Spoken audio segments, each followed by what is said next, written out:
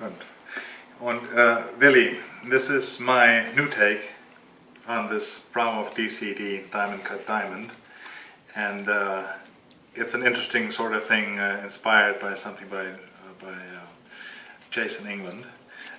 And this is the demonstration of it. So you have the ace through 10 of diamonds, and you can choose whichever black card you want, let's say the Jack of clubs. You can have that card signed, and you can have the spectator put it back in about the center. You can show it again, it goes in about the center, the ace through 10 is at the bottom, and you can say any number from 1 to 10 obviously, so let's say you say 3. 3 is actually kind of bad, but I'll try it. And it shouldn't take that long, but I also have to think about what number you would say. And what you do is you do this. You probably still couldn't see it, but at speed it looks a lot better. But you said 3, so it shouldn't be number 1, and it shouldn't be number 2. It should be number 3, and not any of the other numbers. Let me try with just the number 3. If I just do this, I should have the number 3 in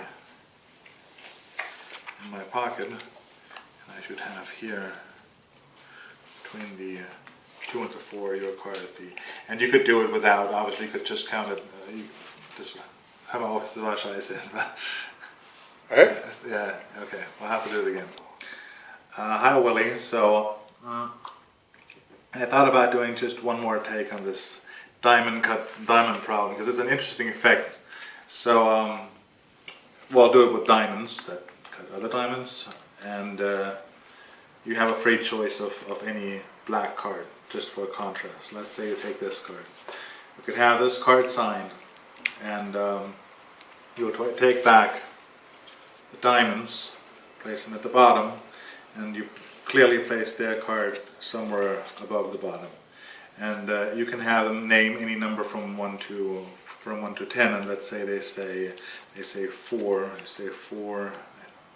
I think for 4 I have to count 4 cards, and I should have your card at the 4th position.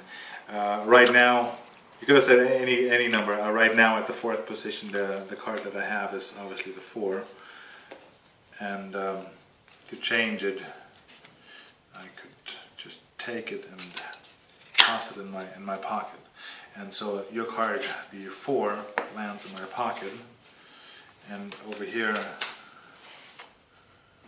in place of the 4, I have your card.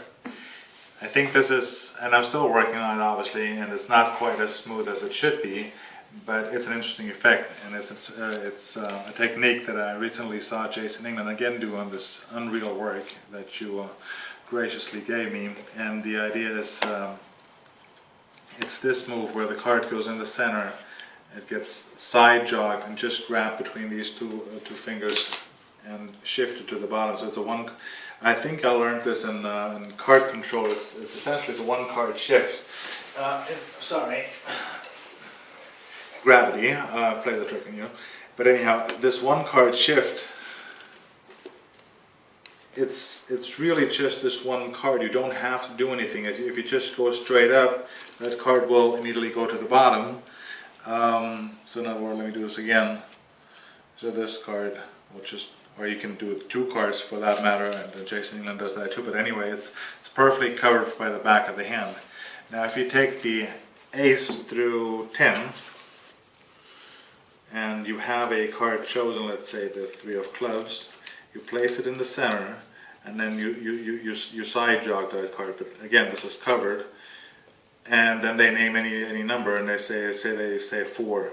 So you dribble off 3 cards, and you hold a break. You hold a pinky break after 3 cards if they say 4, and then you convert the pinky break to a thumb break, and then you do that move, and you essentially just doing it above the bottom 3 cards. So if you turn the cards face up, and by the way, you can just take them off. It's just, if you just glance in there, you should do sort of a pinky count glimpse. You can just take them off, and you want to show them again.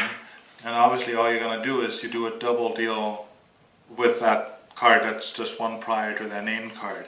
But since you know, if they say, for example, if they say 4, you know that before you start, you just have to take a pinky break but below 4 cards. So you take a pinky break below 4 cards, and you have a very easy double deal, and it's a very fair display. And as you push the cards together, this is the one that you're doing a double on.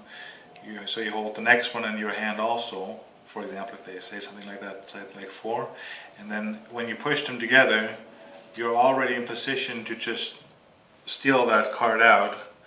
You can throw those on the table, hopefully without spreading them. You have a sort of a feel where it spreads, or if it's whatever. But anyhow, you just throw them on the table, but the eye follows that motion. Of course, you palm the other card, and you go into your pocket and produce.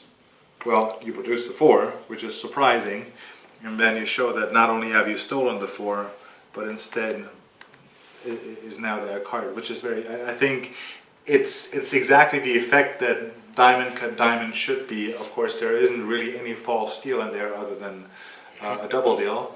I do hope you like that, and tell me what you think about it. Thank you.